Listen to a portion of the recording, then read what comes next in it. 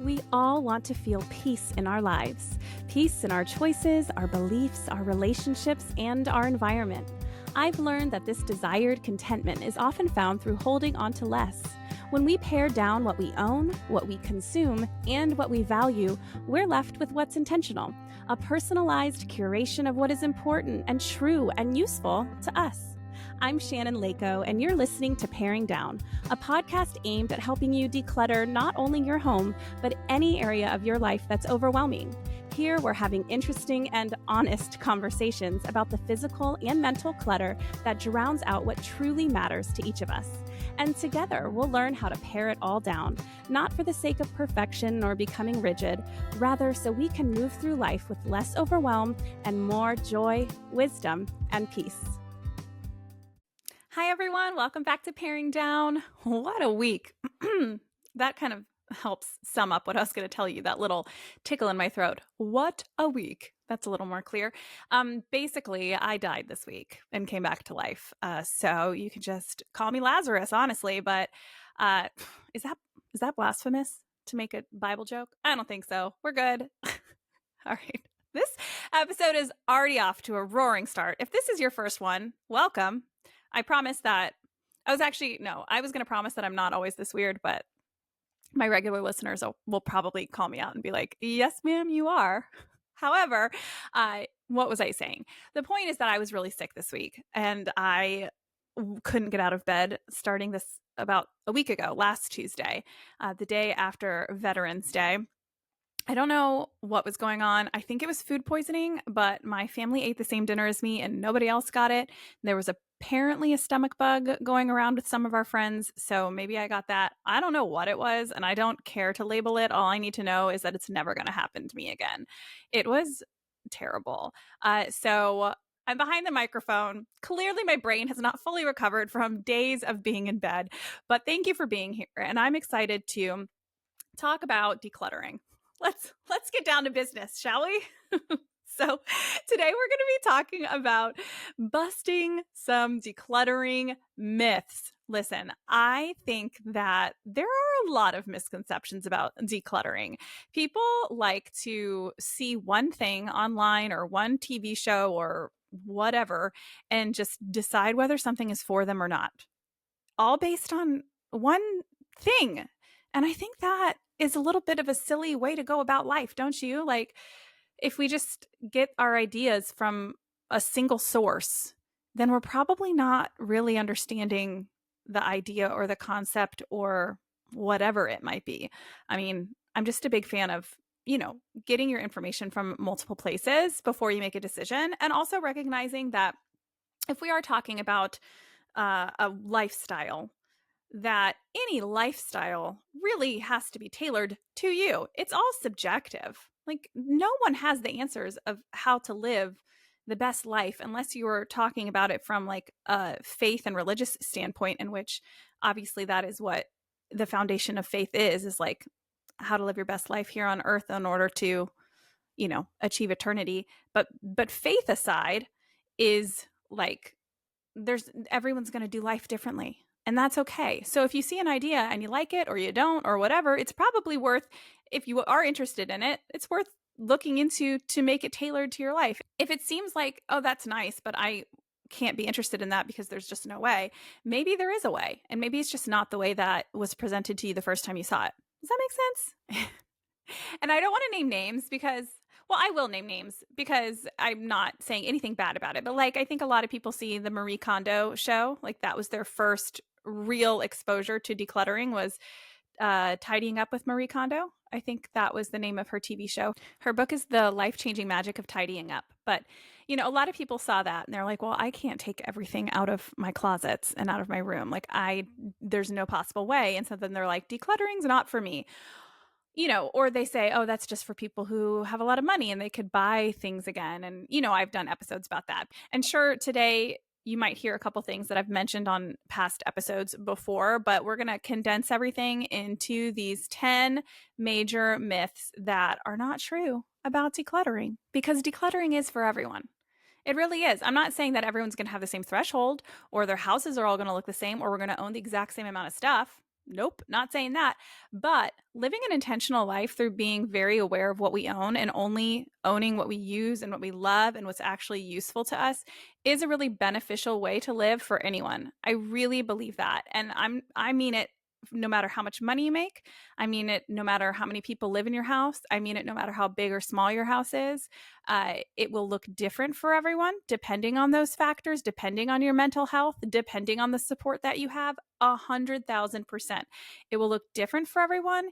And I think that it is a very wise way to live your life, to experience more freedom and to experience more functionality, experience less stress, and to focus on what truly matters that will bring you more joy in the long run. So let's get into these 10 myths, shall we? The first one is that decluttering is all about getting rid of everything. And you might be like, yeah, isn't that the point? You're decluttering, you're getting rid of it all. Let me explain. Decluttering is not about throwing away everything you own, right? If you've been here before, you know what I'm about to say. It's about making intentional choices about what we actually keep. It actually makes it easier to declutter when instead of focusing on what you're getting rid of, you're focusing on what you're keeping. So we're keeping the things that are useful to us and that we love. So if I'm going through my closet and I see a sweater that I wear all the time and that I really love because it's cozy and it's cute, I'm excited to keep that. And that's what I'm focusing on instead of focusing on the shirt that I wore 2 years ago that I kind of think is cute, but I don't really have any pants that match it and the color of it, whatever, right? And so I'm going back and forth and I finally choose to get rid of it. That's not the focus. The focus is on the cozy sweater that I get to keep because I'm excited to wear it. I don't have to sift through all these maybes in order to get to it. So we're making room for what actually matters. We're getting rid of the excess. We're getting rid of the things we don't actually love, that we don't actually use, and making room for what matters. That's what decluttering is all about. It's not all about getting rid of everything. That is staunch minimalism.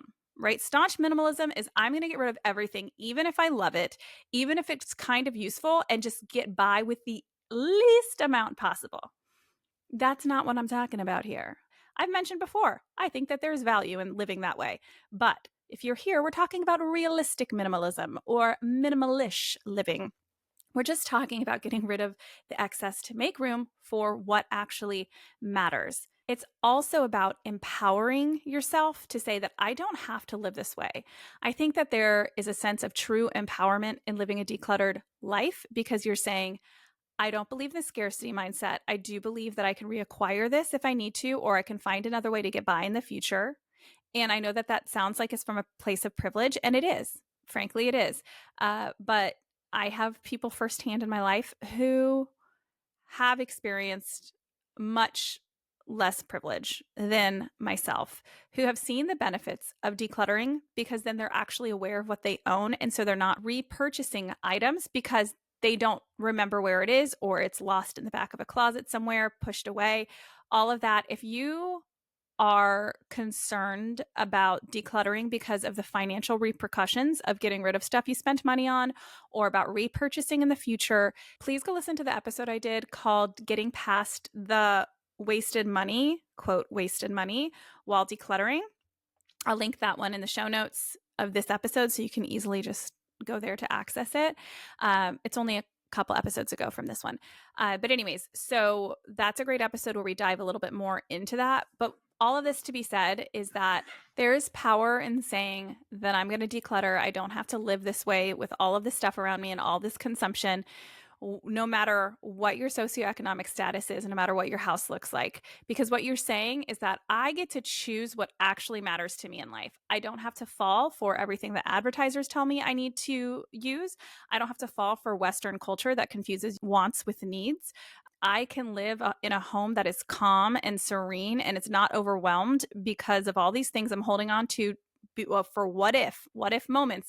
And instead, I'm empowered to live right now as I see fit and trust that the future will be okay without these items. And again, I know there's nuance to that, but it is a really empowering way to live and it's a really intentional way to live. And you will feel so much freedom when you make these kinds of choices. And I care a lot about the future, for the record. I am a planner. I used to think I was an Enneagram 6 for those Enneagram lovers, and Enneagram 6s are planners. I'm not an Enneagram 6.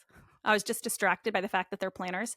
I think I'm a 4, pretty sure I'm a 4, which my brother laughs at me and he's like, of course you're a 4 if you're not sure that you're a 4 and you've been spending 2 years trying to figure out your number, then clearly you're a 4. If you don't know the Enneagram, that will make no sense to you. The point is I am a planner. I care about the future. It's not like I'm just like YOLO, like I'm not making I don't care about what my future looks like. I'm just going to keep what I use right now. And who cares if I have to buy something down the line or it's going to, hurt me down the line by not having this item. That is not the way I live. But there is freedom and power in not getting so caught up in all of the what ifs. All right, that was a bit of a long answer because that's all about what decluttering is all about. I mean, that's the big kahuna right there.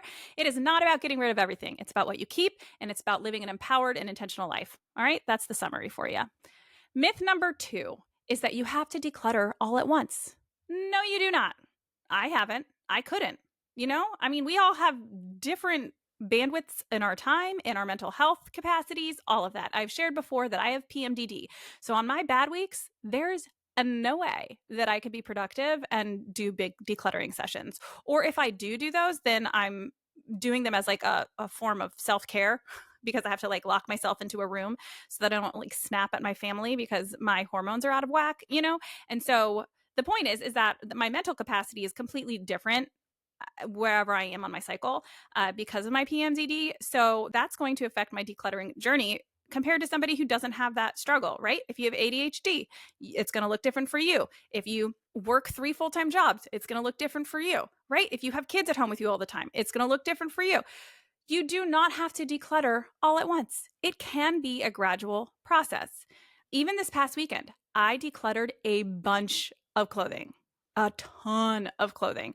And it felt ridiculous to me. I was like, I've had a decluttering podcast for a year and I've been decluttering for 7 years. How do I still have this much clothing to declutter? It feels like, I'm like, did I fail? Like, am I a fraud? No, I am not. Our thresholds change. What we see as clutter changes.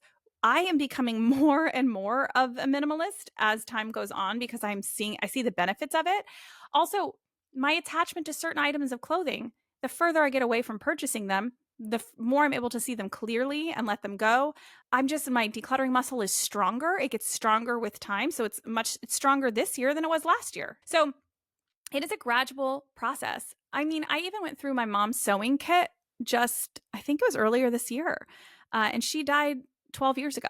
And that was one thing that was really hard for me to like wrap my head around emotionally. And so I've just been avoiding it. I went through most of her stuff right after she died. And over the years, there are certain things that I've let go of more and more. I don't have a ton of my mom's. And if you are more interested in how I went through my mom's stuff and like the sentimentality behind keeping things, that's episode 5 called Sentimental Items of this podcast. If you want to listen to it, I share a little bit more there about that. But the point is that it's obviously been a gradual process. That's okay.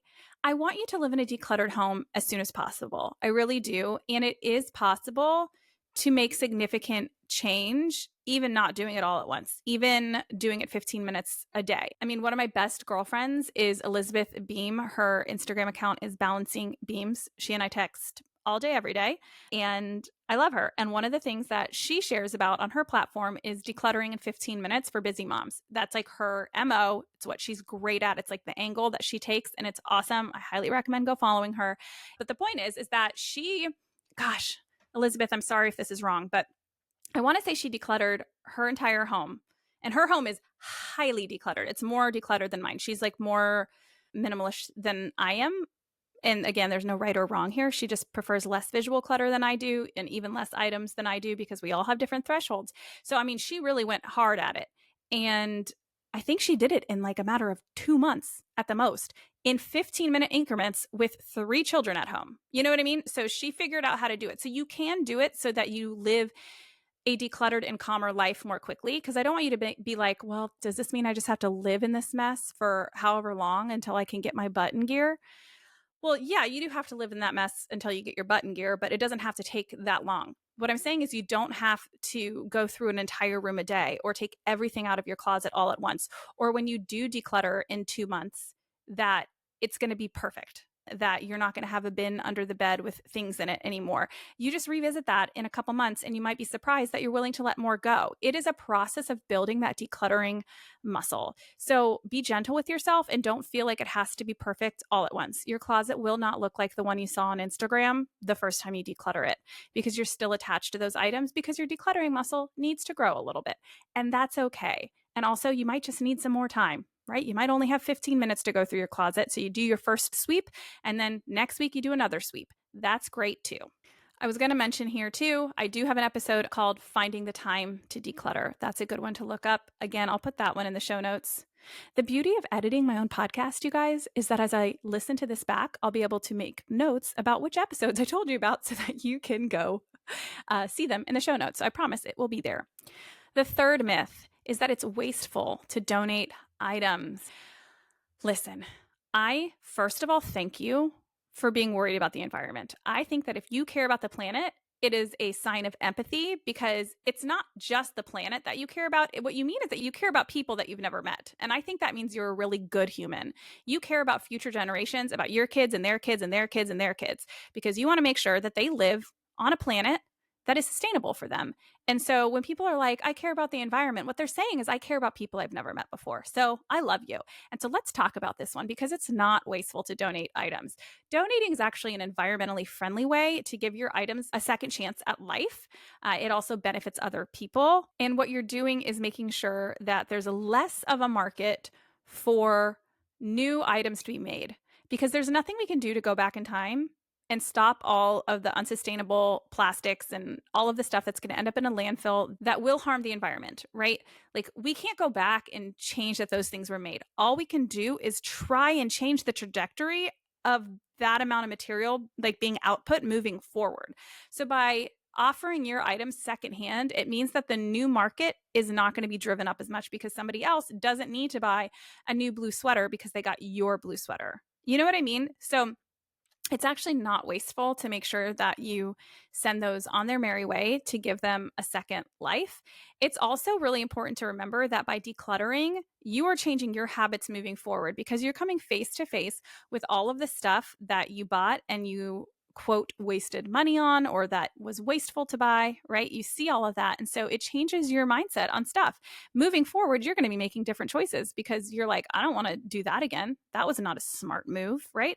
So by doing that, you are, let's say you're like me, you're 36 years old, maybe you're older, maybe you're younger, it's fine. However much time you have left on this planet, you are not going to be part of the overconsumption problem when you've decluttered because you've come face to face with your stuff and adjusted your mindset. So I'm 36, God willing, I get to live until I'm like 85, right? So I've got another good 50 years on this planet that through the decluttering process now, those next 50 years, I am not going to be a problem for this planet. I'm not going to be perfect. And we won't get into that about this feeling that you have to be perfect for sustainability and then it's all or nothing and then you like give up, right? I'm going to buy some things that are made out of unsustainable materials sometimes. That's just part of being a human in the Western culture. I'm not going to be perfect, but you better believe I do not consume the way that I used to. And over 50 years, that will add up. Not only will it add up, but hopefully it'll influence people around me, my husband, right? Like this can, my kids, so that when they grow up, they don't overconsume. My goal is that my tiny little sphere starts to get affected by me. And it's amazing what one person's decision to declutter their items can do for the benefit of our environment. So it is not wasteful to donate items. Ooh, you guys, I am so excited to tell you about this because I love it so much. We're talking about Cozy Earth real fast. Cozy Earth has the softest bamboo sheet sets and the most comfy, cozy, like pajamas and loungewear that you could ever put on your body, and I will not shut up about it. In this holiday season, as we're thinking about gifts to give other people, I promise you, everyone wants things that are going to make them feel cozy. That's what the Christmas vibe is all about. And you can give things that are not cluttery because people are going to actually wear them and use them. And I can speak from firsthand experience that their bamboo sheet set will make every single night feel like a serene escape. Like you are in a super fancy hotel with the most amazing sheets known to man. I've been sleeping so much better since using Cozy Earth because I don't get as hot overnight. Like I don't have to adjust my body temperature by putting one leg out or one arm in or whatever it is, because the bamboo sheets have temperature control regulation in them. They're so breathable that you like sleep several degrees cooler. And so for me, that has helped me sleep longer and happier. Even my husband was like, these are legit. Like, thank you for the perks of doing a podcast because these are amazing. And I'm like, yes, I know. I'm not just like lying to the people. These are awesome sheets. The second thing that I'm super into is their stretch knit long sleeve bamboo pajama set. They were just made for lounging around at home, making you feel cute and stylish while also like the most comfortable you've ever been, especially during the holidays when you just like curl up with a book and just romanticize your life.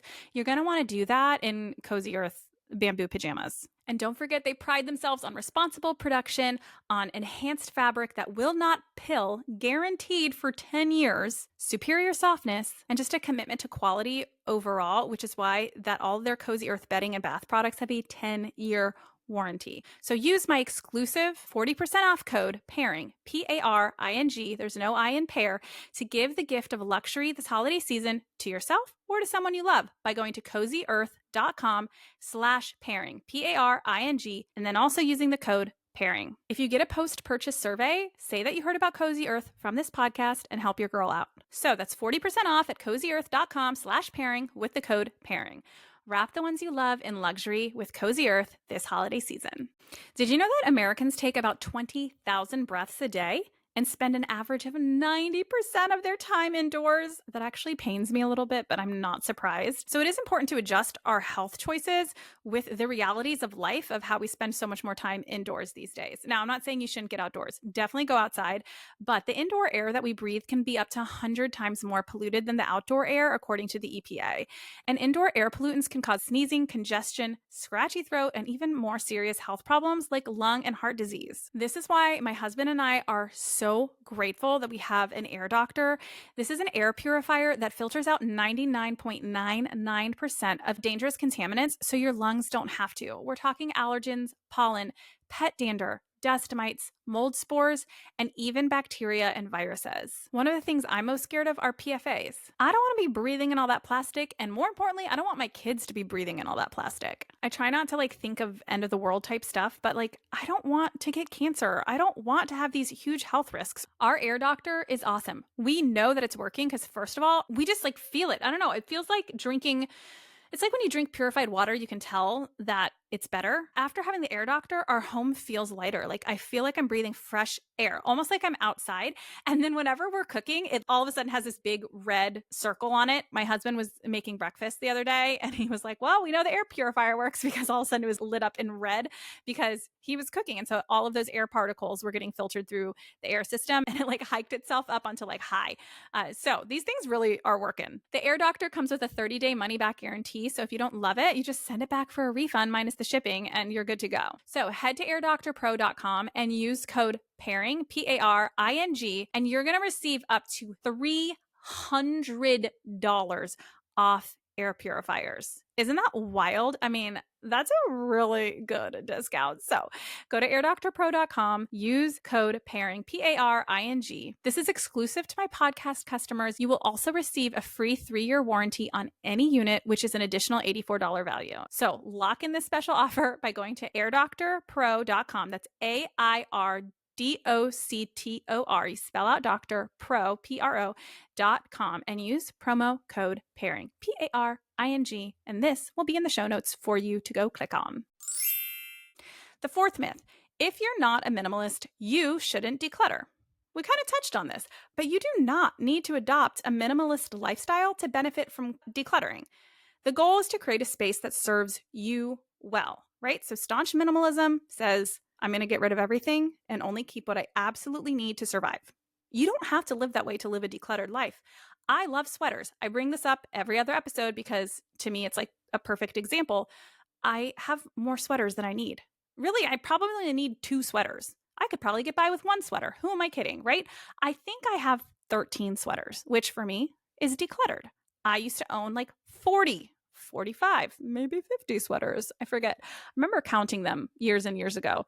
And it was somewhere. It was somewhere in that number. So for me, 13 sweaters is very decluttered. Someone else might be like, Shannon, that is an outrageous number of sweaters.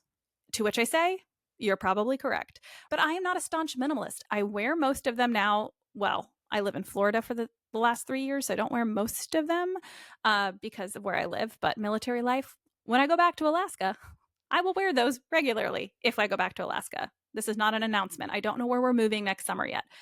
We are PCSing. For those who are not military, that means permanent change of station. So summer of 2025, we'll be told in January where we're moving, and then we will move in summer 2025. So we don't control that. But let's say we go back to a cold climate like Alaska. I will wear those sweaters, okay? The point is that you don't have to be a staunch minimalist in order to declutter and enjoy the benefits of decluttering. I walk into my closet these days and it is glorious. I look around, everything fits me. I like everything that's in there. It's easy to see. I don't have to sift through things I don't like, right? I benefit from decluttering without being a staunch minimalist. It's just about getting intentional. It's about getting functional and decreasing your stress. Through the decluttering process, you will have to figure out your own threshold. Some people say, I don't like visual clutter. I mentioned to my girlfriend, Elizabeth. She's like, nope, like visual clutter stresses me out. Now, it stresses me out a little bit too. And of course, studies have shown that visual clutter kind of overwhelms our brains a little bit, right? There's science to that. But there's also different thresholds of what that means to people. I love having my kids' art on the fridge. That makes me happy. It doesn't stress me out. Do I try and make sure that it is not a mess? Sometimes it becomes a mess, but yeah, I try and make sure that it is displayed nicely. It's not like all wonky and crumpled or like, crazy up in there. But I like to display my kids' artwork. Makes me super happy. Elizabeth, that would not make her happy. She's like, I want my fridge to just be my fridge. I want a plain space, right? I think, Elizabeth, tell me if I'm wrong. I'm using you as an example, and I actually don't know. But I'm pretty sure she does not have kid art on her fridge. And a lot of people don't want that. And that's great for them. I love that for them. We have different thresholds. You know what I mean? So it's a myth that if you're not a minimalist, you shouldn't declutter. The fifth myth is that decluttering is only for people who are disorganized. If you're an organized person, you don't need to declutter. Wrong. Okay? Everyone can benefit from decluttering. I've said it once. I'll say it a million times more. Even those who are organized but want to reduce their stress should probably declutter. I actually posted a reel recently about how hyper-organized homes are kind of more likely to become stressful and overwhelming because they've just organized the clutter. Hyper-organization to me is a sign that you probably own too much. If you have to hyper-organize everything, that means that there's a lot going on that you got to get together and put in little bins and figure out what to do with. You'd probably benefit from just getting rid of a lot of it. Now, of course, there are exceptions. There are always exceptions. Take everything I say with a grain of salt because I don't know your life. Maybe you live in a really, really, really tiny house with 5 people. And so you have to be hyper-organized in order for everything to fit. I support that. If that is you, I highly recommend following Tyler Moore of Tidy Dad on Instagram because he lives in a 750 square foot apartment with his 3 children and wife in New York City. Super fun to see how he organizes and hyper organizes things to make it all work. Like they all share this one tiny bathroom. That takes hyper organization. I'm in full support. However, if you have a relatively larger home or at least just enough space, then decluttering is going to be your friend, even if you're hyper organized, because you probably can just get rid of some of that stuff that you're organizing. Organizing clutter also just means that it's going to seep out. It's going to start coming onto your surfaces again. It's very hard to maintain those organizational systems. So I highly recommend a good declutter. So decluttering is not only for people who are disorganized. The 6th myth is that decluttering will make you instantly happier. While I do believe that decluttering your life can be the first step, can be the catalyst to a life change that will blow your sweet mind. And I do believe it reduces stress and creates a more calming environment. And all of those things feed your happiness. True happiness comes from more than just a decluttered home. If your home is highly decluttered, but you don't have a strong relationship with your partner, with your kids, with your relationship to faith, right? Those relationships are what makes us happy in life. We are relational beings. Now, decluttering can set the stage for supporting those relationships, for focusing on things that matter. I've talked about this before. Decluttering supports generosity. Decluttering supports spending time with the people that we love so we're not stressed out about our houses. It supports hospitality. It supports the things that bring you true happiness. But decluttering itself doesn't make you happier. So if you're getting rid of everything and just throwing it all out, but you're not doing the inner work to figure out what matters to you and why you're decluttering, then you're not going to experience the true joy that comes with decluttering. Our world really likes to give us these cookie cutter simple steps to be happier. Get rid of stuff in your house and you'll be happier. But there's so much more to it. It goes so much deeper than that. First of all, let me also say this. It's not first of all, because I've been saying a lot. So however many of all, life is hard. Life is hard with clutter. And life is hard without clutter. But without the clutter, it just like takes away another level of annoying stress, overwhelm, emotional baggage tied up in the stuff, right? It does help, but life is hard either way. If my mom died and my house was perfectly decluttered, or my mom died and my house was full of stuff, my mom still died. And life is hard, and that hurt. So don't think that decluttering can solve all of your problems. Identify those core values to you, do the inner work, and then live accordingly. And that kind of self-alignment really is what brings happiness. I've shared this before. I do have a free Know Your Why worksheet. If you're interested in kind of doing some of that deeper work, identifying those core values to figure out what truly matters to you, that will keep you motivated on your decluttering journey, because you're going to want to get rid of stuff in order to make room for what matters. Like we talked about in point number 1, you can get that free Know Your Why worksheet in the show notes. Okay, myth number 7. Decluttering means you can't be a sentimental person. False. You don't have to part with your meaningful possessions. These all tie together, but we're going back to number 1 here, okay? If something's really important to you, you keep it. The key is being selective about what to keep. Again, I do suggest going back and listening to episode 5 about sentimental items where I get more into this. But listen, I keep stuff that's sentimental. I have photo albums. I have kid art in a small little container for each kid, like throughout their school year. I have one tote for each of them. I have a small box of stuff that was my mom's. The point is to keep some, not all of the items that are sentimental to you, because everything could be sentimental to you, especially if you were a highly sentimental person. But you can still declutter. You can still say, I don't need all 15 of my great-grandmother's teacups. I can keep 2. So me and my daughter, or me and my husband, or me and a friend can have some tea out of it sometimes, because that's fun. Who doesn't want to have a tea party with some tea cups that are from the 1920s? I would. That's pretty cool. But you don't need 15. Keep 2. So you can be sentimental and not keep it all. And the most important piece here is that sentimentality comes from memories. It doesn't just come from stuff. We think that sentimentality means that like you're just attached to stuff, which maybe you are, but what you really are is attached to the memory. So as you do some inner work and you realize you don't need the stuff in order for the memory to still exist, then that kind of feeds into your ability to declutter as well, while still maintaining that soft, sentimental heart. Okay, decluttering myth number 8 is that you need to buy fancy storage solutions. Girl, no you don't. No, you don't. Again, these all tie together. If you declutter, you'll need less places to put stuff, so you don't need all the storage solutions. And while storage solutions can be helpful, I have a couple that I love. I love our drawer dividers in our kids' drawers. They're like these little shoebox situations that keep the clothes in the drawer separated. So like their top drawer has a bin for their socks, a bin for their undies, a bin for their bathing suits, right? So that doesn't all get jumbled together. That is a storage solution that I find extremely helpful. So I'm not demonizing storage solutions. The point is that the main goal of decluttering is to reduce items so that you no longer need all of these storage systems and solutions, not to spend more on containers to contain the clutter, you know? So you don't need fancy storage solutions. You can use shoe boxes.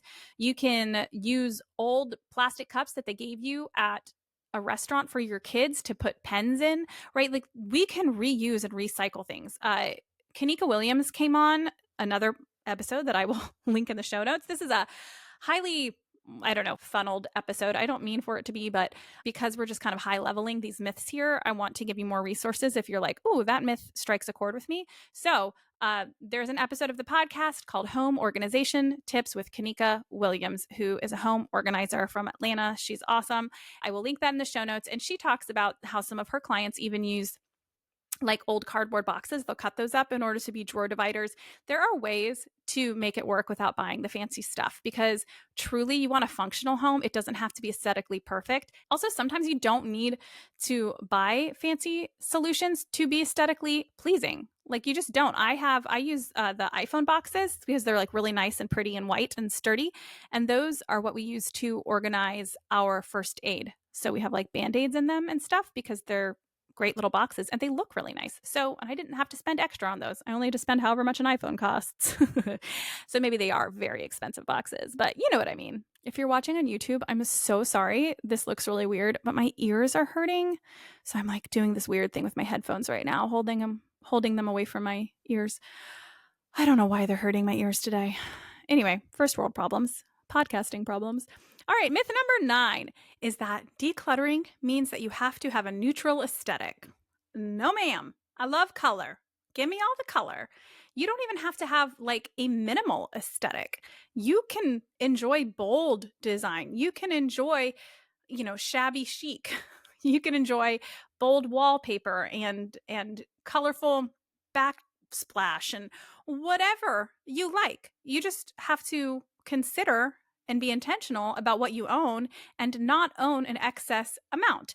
If for you really love having your cute mugs displayed, then display your mugs. That's part of your decor. I love that for you.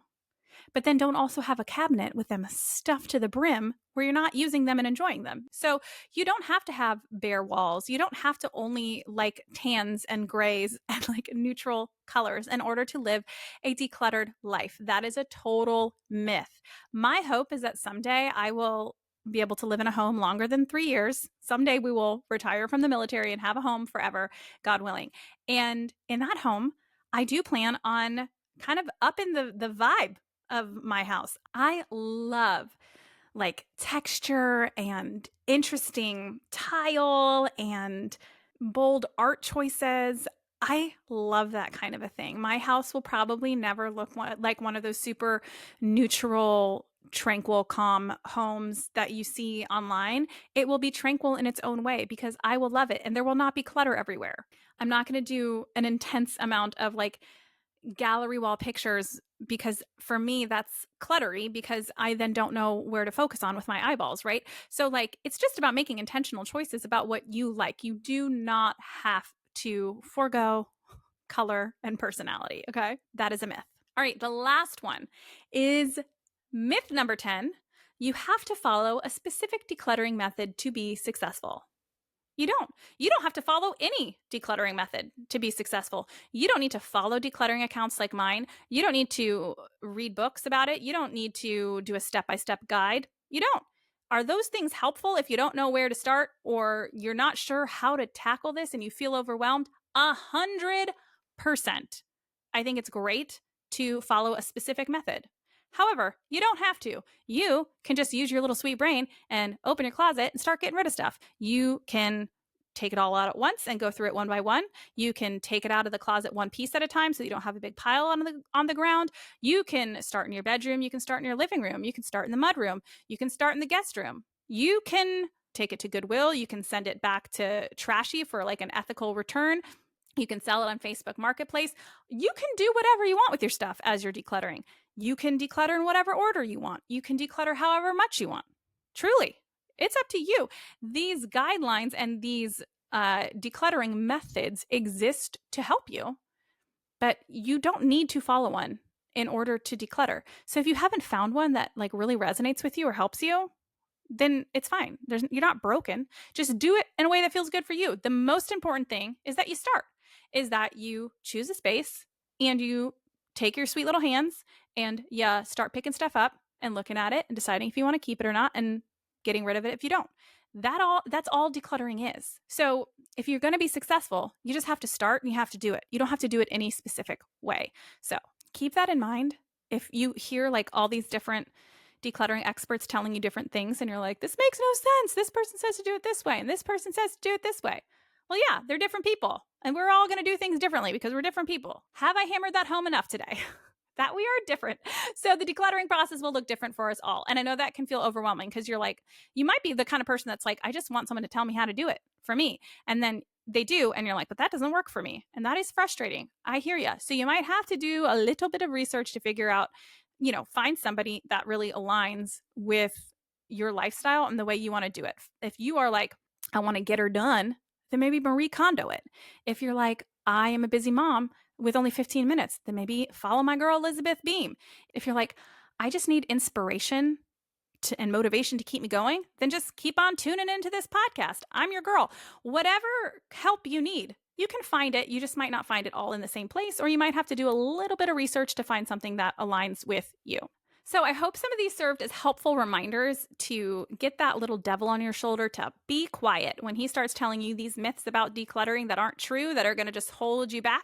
You can be a sentimental person. You don't need fancy storage solutions. You don't have to follow a specific decluttering method. It's not just for people who are disorganized. If you're an organized person, sorry, buckle up, sister. Decluttering's for you too. You don't have to be a minimalist in order to declutter. You're not being wasteful. You don't have to do it all at once. And remember that decluttering is not about getting rid of everything. It's about keeping what you love and making room for what matters in an empowered and intentional choice. All right, folks, this was fun. Thanks for being here. Next week is Thanksgiving, isn't it? That's wild.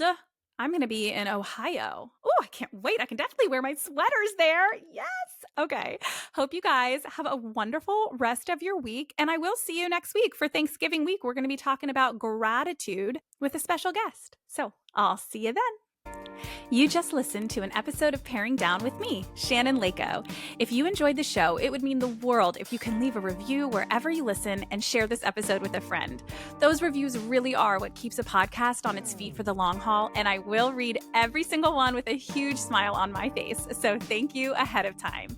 If you're watching on YouTube, don't forget to hit subscribe.